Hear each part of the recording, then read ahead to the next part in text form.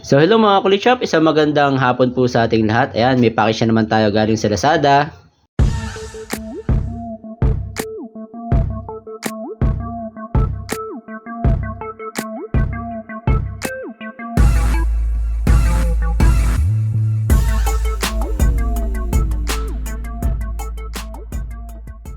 Alright, so ayan, dumating na po yung package natin galing sa Lazada na guys. So ito guys, na-order natin ito dahil sa pag tayo ay nagko-convoy dun sa mga shell natin, minsan hindi tayo makapag-communicate na maganda dun sa kabilang sasakyan. So naisip kong bumili nito, although hindi na kami makakapag-convoy ngayon, no? Medyo late na yung pagkakabili natin. Yun. So, tingnan natin kasi yung mga reviews naman magaganda. Naghanap-hanap ako ng isang gadget kung saan makakapag-communicate tayo doon sa kabilang sasakyan ng hindi nahahasailan doon sa mga signal, guys, kasi meron mga times na importante, kailangan tumigil, naiwan yung isang kasama natin na naka-convoy. So, para mabilis yung communication, guys, ayan, binili natin ito. So, may idea na siguro kayo, guys, kung ano to. Ayan, so nabili natin to sa Baofeng Authentic sa halagang 825 pesos. Yan. So ito dumating ay ngayon lang. So pero in-order natin to ng June 1. So ngayon ay June 4. So 3 days after na-deliver na yung product. So binidyo na rin natin para sa ating pag-unbox. So tara guys, unbox natin. So gaya na nasabi ko guys, marami akong ni-review, marami akong chinek na mga items na tulad nito. Ayun, so ito syempre, alam naman natin, doon tayo sa pinakamura. Ayan, okay naman yung packaging guys. So syempre yun nga, sabi ko nga doon tayo sa mura. Tapos, yung mga gaganda naman yung mga reviews. So sana yung makukuha natin na package ay kung ano yung mga nasa reviews, yun din. So yung iba kasi nito guys, nasa 1,500 to 1,000 yung isang piraso, no? Ito to 825 pesos lang. Yan, kapak mo na siya maayos.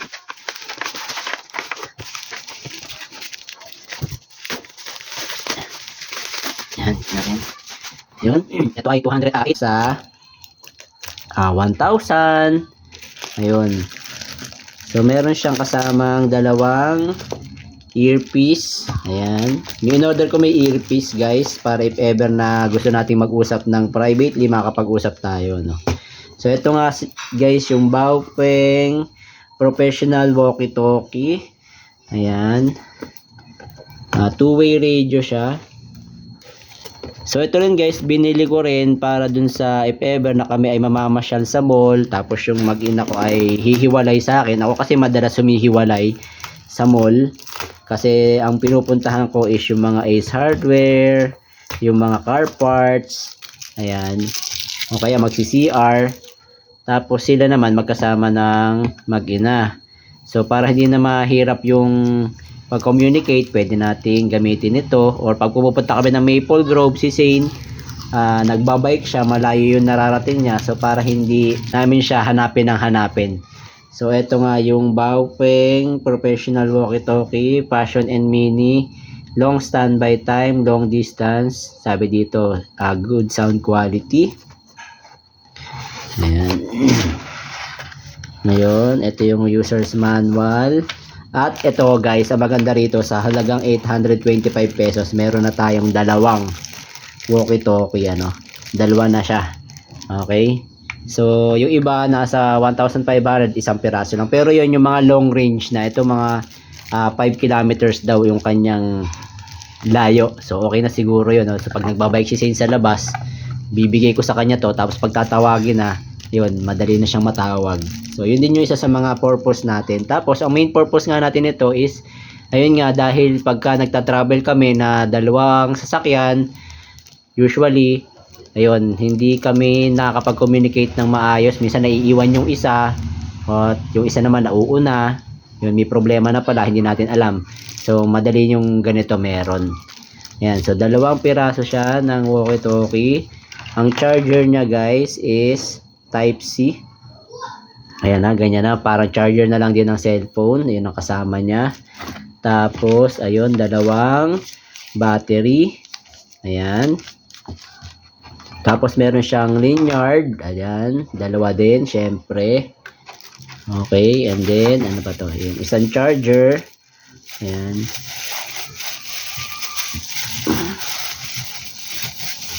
Isa lang yung binigay na pinaka-charger, no? Charger cable niya, guys. Kaya isa lang yung charger niya.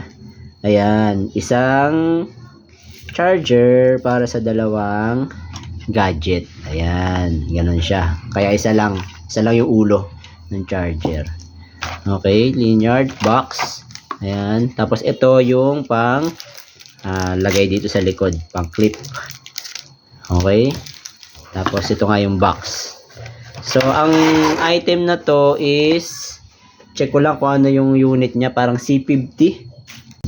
Yun. So, model niya ay C50 5 watts two-way radio. Yan, meron siyang wall. So, check natin. Ito yung mga parts niya. So, PTT o push to talk. Tapos, channel. Okay. Channel, on, volume, up and down. Okay. Tapos, meron siyang status monitor. Tapos, andito yung kanyang charging and earpiece. Ayan. So, check natin kung gumagana. So, napaka-budget meal lang nito, guys. Kasi nga, 825 na siya, lang siya for 2 pieces. Ayun. So, paano ba to? Try natin. I-open sa likod.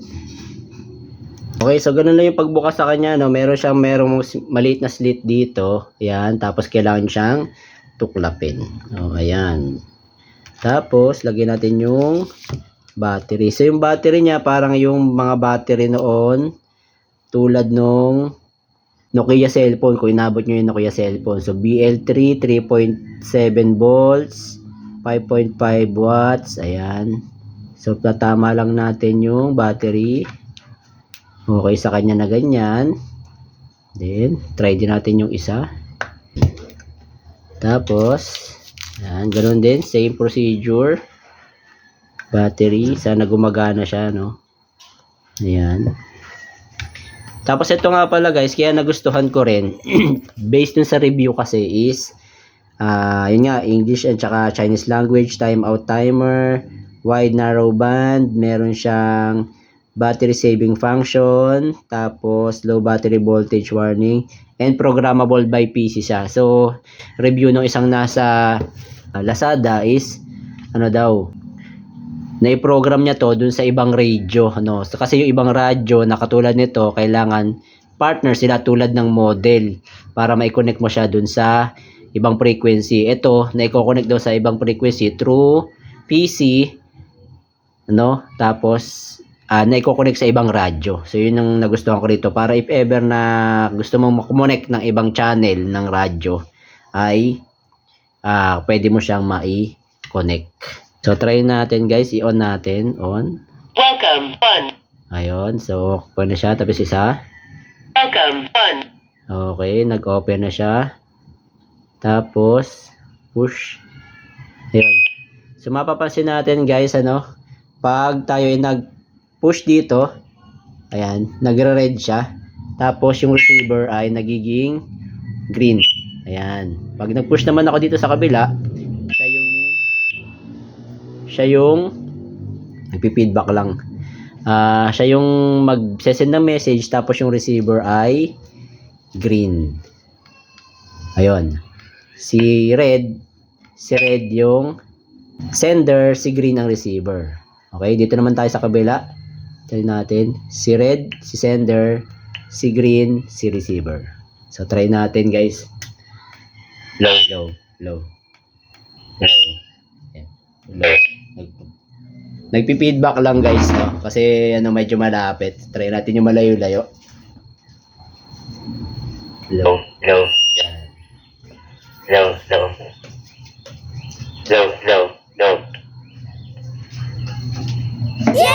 So, ayan, gumagana naman, guys, no? So, kung gusto niyo magpalit ng channel, pwede yung mag-channel ng up.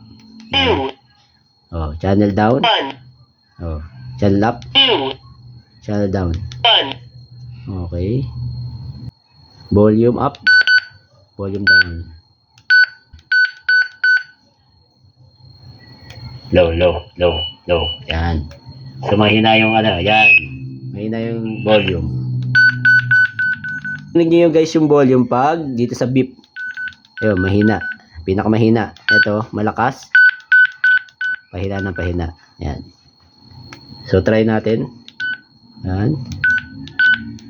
Yan. Makikita nyo, maririnig nyo yung volume sa pag up and down nyo. Low, low, low, low. Low, low, low, low. Yan. Low. Mic, check, check, check, check. Yan. Check. Check, check, check, check, check. Check, check, check. Yan.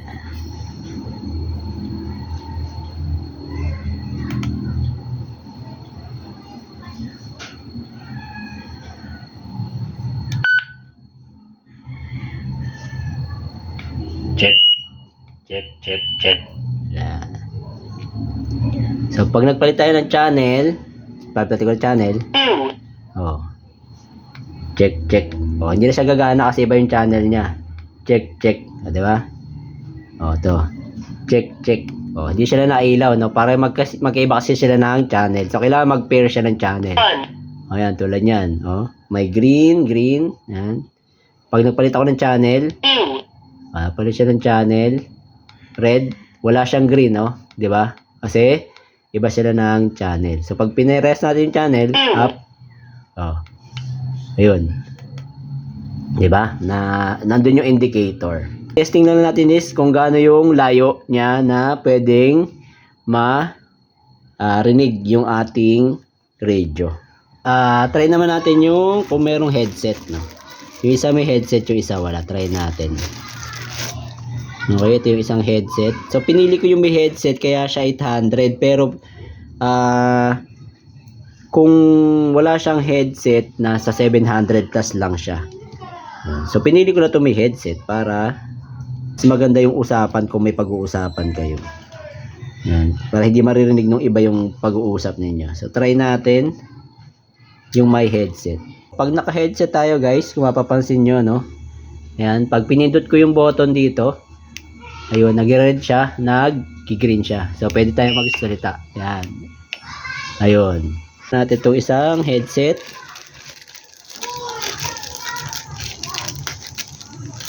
So, hindi ko alam kung lowbat na rin siya. Kaya tatry natin i-charge mamaya. Try natin. Ito naman dito sa kabila. Yan. Kailangan lang i-diin mo ng mabuti. No? Try natin dito. Okay. Red. Yan. Red. Tapos green. O, yun. Red, green. Red, green. Yan. So, gumagana naman yung headset. Kasi, try natin dito. Tatanggalin ko yung headset nito para marinig nyo. Yan.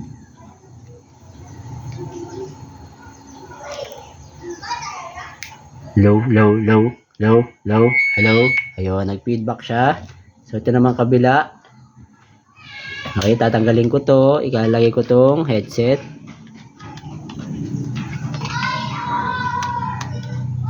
Yan. Tapos, try natin magsalita. Low, low, low, low. Ayun. So, nag-respond. Okay. So, charging naman tayo. Try natin sa charging.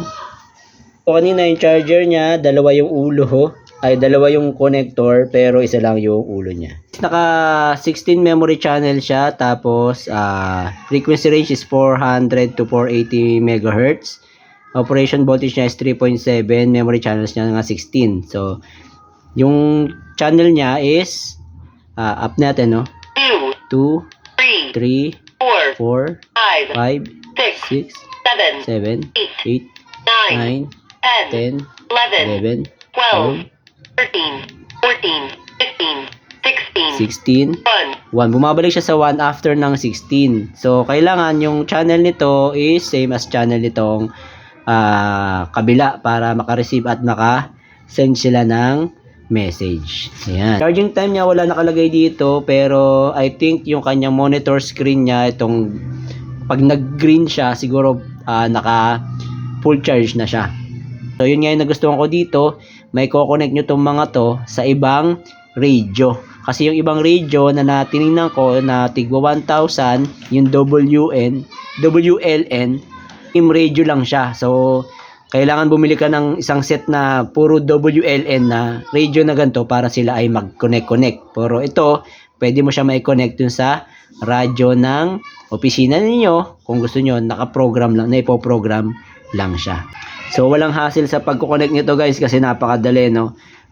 Para lang tayong nagko-connect ng isang cellphone to another cellphone. Ganun lang kadali, ano? Ayan. So, try natin guys yung layo, Para matest natin, ibibigay ko kay Dayan yung isang radyo sa baba. Ayan.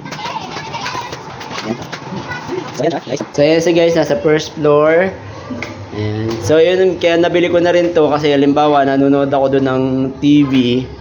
Tapos nandito sila sa taas, may papakuha siya or meron siyang kailangan. Dito ako sa kwarto.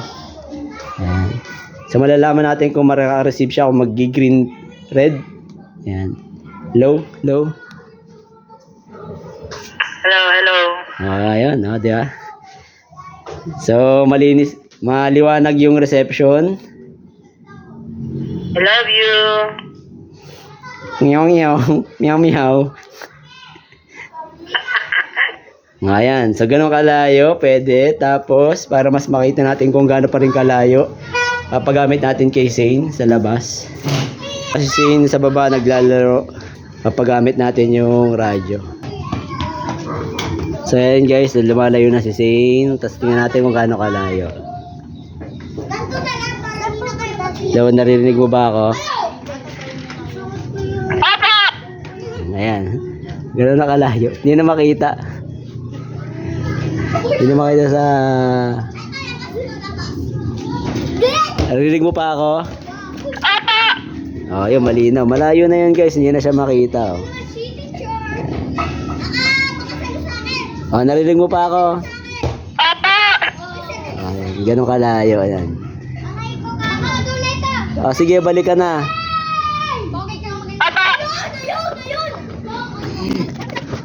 Hindi makabalik guys. So, medyo malayo na yon. Siguro mga ilang meters na yon. No?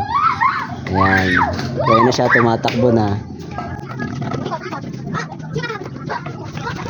Try mo na knock doon. Zane, try mo doon. Doon. Para kita ka sa video.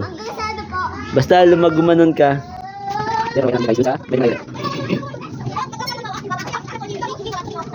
Mo pa ako.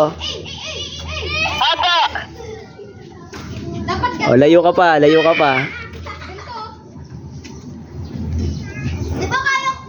Ayun, nandun na yun sa kabilang kalye. Oh, balik ka na. Ayan. So, kahit nandun sa kabilang kalye, guys, dun sa kabilang abot. Oh, so, ganun kalayo, guys. Ayan. So, napakita naman natin, guys, kanina yung layo, ano? Tapos, yung headset, nakita naman natin na gumagana, no? Ayan. So, magagamit siya. So, pwede pala dito, guys. Tapos, pwede rin dito. Ayan. So, pwede dito, push to talk. Pwede dyan, yung function. Yan. Narinig mo ako? Oo, pero medyo mahina lang. Tapos, pwede rin dito sa gilid. Yan. Kung gusto nyo dito sa gilid, na parang radyo din yung tingin. No? Dito, pwede rin. No? Oh, narinig mo ako? Yung pwede rin dito sa gilid. Yan. Dalawa function pala niya. Push to talk din pa yan. Push to talk din. So, sana tumagal lang guys yung battery niya. Tapos, sana tumagal din yung ating radio, no? Yan. Range nito is nasa 1 to 5 kilometers daw, no? So, more than siguro pwede pa kung open area. Depende sa area ninyo kung may mga nakakaharang pa dun sa signal reception. Pero all in all, para sa akin, sulit na ako dun sa 825 pesos sa dalawang gadget na to na magagamit natin pag tayo ay nag-hiking, nag-camping, road trip, dalawa kayong sasakyan, nagka-convoy kayo, or tulad nga ng ginagawa namin, naglalaro sa labas yung mga bata, pwede ko siya ma-monitor kung nasaan siya. Tapos, pwede nating ma-monitor din yung ating kasama sa bahay kung nasa second floor, third floor.